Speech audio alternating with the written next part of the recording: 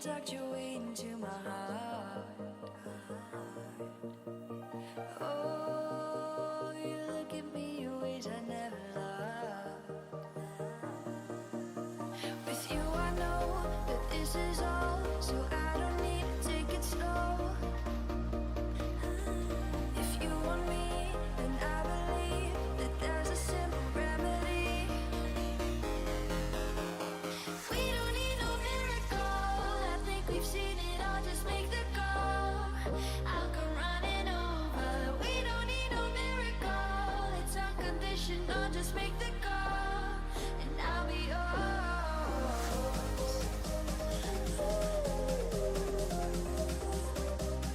I'll come running over.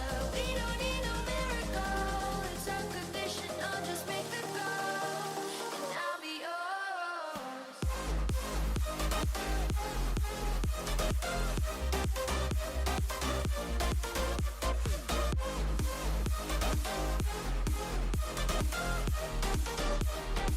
Don't need a miracle.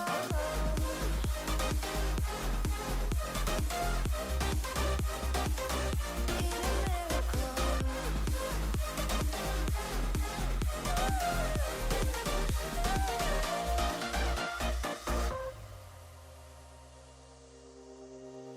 Oh, you open up a world behind the stars.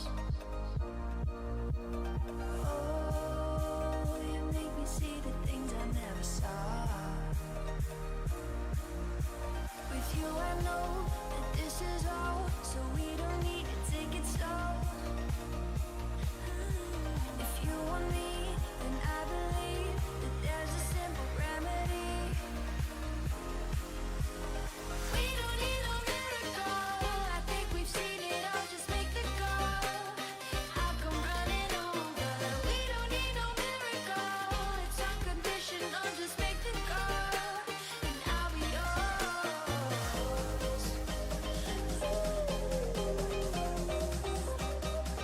I'll come running over.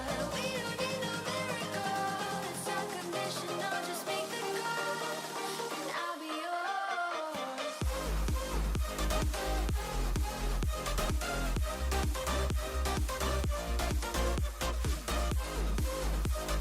We don't need a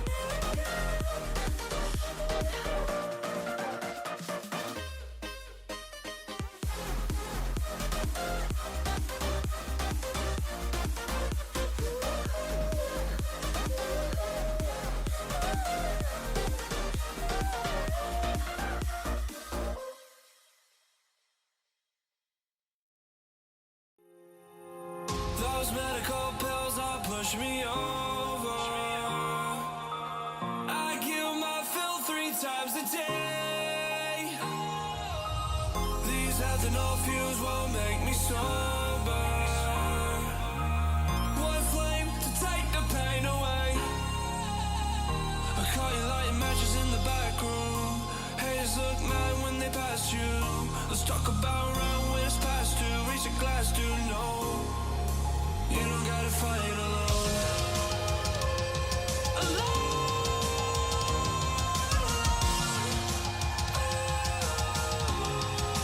You don't gotta fight alone.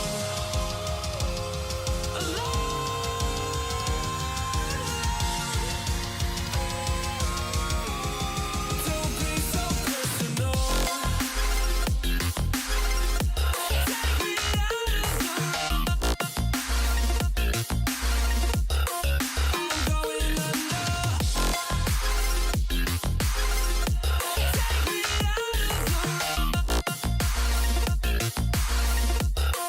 I'm going under. All we love, all we've done is just sit around wasting our time. Take me out of the road. I'm going under. Wasting our time.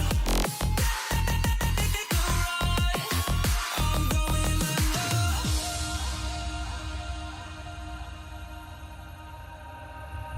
Everyone's seen death in their dreams, but we still wake up and go to sleep. Everyone's Someone seen death in their dreams, but we still wake up from our sleep. I'll be home soon. You don't gotta fight alone.